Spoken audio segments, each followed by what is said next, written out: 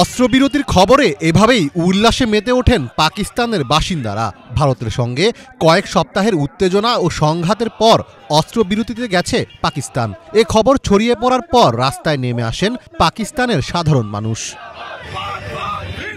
প্রায় ১৯ দিনের উত্তেজনার পর শনিবার যুক্তরাষ্ট্রের মধ্যস্থতায় অস্ত্রবিরতিতে পৌঁছায় ভারত ও পাকিস্তান। রাতভর আলোচনার পর ভারত ও পাকিস্তানকে পূর্ণ ও তাৎক্ষণিক যুদ্ধবিরতিতে রাজি করানো গেছে। মার্কিন প্রেসিডেন্ট ডোনাল্ড ট্রাম্পের এমন ঘোষণার পর আনন্দ উদযাপন শুরু করেন ইসলামাবাদবাসীরা। পাকিস্তানের বিজয় হয়েছে দাবি করে বিভিন্ন জায়গায় আনন্দ মিছিল করেন তারা। এর চেয়ে বড় সম্মান আর কি হতে পারে? পাকিস্তান যুদ্ধ শুরু করেনি, কিন্তু ভারত পাকিস্তানের সক্ষমতা পরীক্ষা করার জন্য এই যুদ্ধকে অজুহাত হিসেবে ব্যবহার করেছে। তবে সাইবার আক্রমণ, বিমান হামলা এবং প্রতিরক্ষা, প্রতিটি ক্ষেত্রেই আমরা শ্রেষ্ঠত্বের প্রমাণ দিয়েছি। পাকিস্তানের প্রতিরক্ষা অতুলনীয় সাফল্য অর্জন করেছে। পাকিস্তানের বৃহত্তম শহর করাচিতেও জমায়েত হন শত শত মানুষ।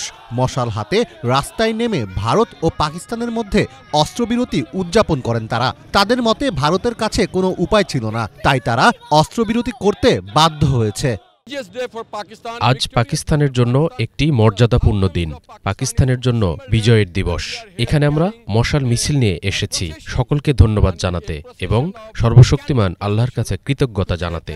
আমরা কৃতজ্ঞ যে মহান আল্লাহ আমাদের সাফল্য ও শান্তি দিয়েছেন। শান্তি জয়ী হয়েছে এবং যুদ্ধ পরাজিত হয়েছে।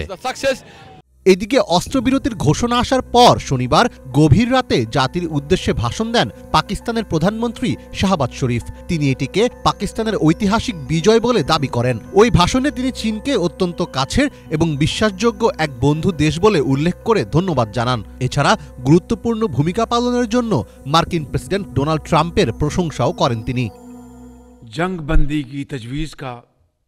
আমরা একটি দায়িত্বশীল রাষ্ট্র হিসেবে বিশ্ব ও আঞ্চলিক শান্তির স্বার্থে এবং এই অঞ্চলে বসবাসকারী লক্ষ লক্ষ মানুষের কল্যাণে ইতিবাচক সাড়া দিয়েছি।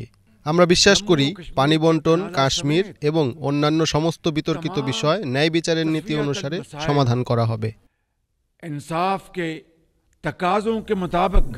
গত কয়েক সপ্তাহের উত্তেজনায় ও সামরিক হস্তক্ষেপে এরই মধ্যে ব্যাপক ক্ষয়ক্ষতির মুখোমুখি হয়েছে ভারত পাকিস্তান। জিও নিউজের এক নিবন্ধে বলা হয়েছে, ভারত ও পাকিস্তানের মধ্যকার সাম্প্রতিক এই সংঘর্ষ দুই দেশকেই বিপুল অর্থনৈতিক ক্ষতির মুখে ফেলেছে।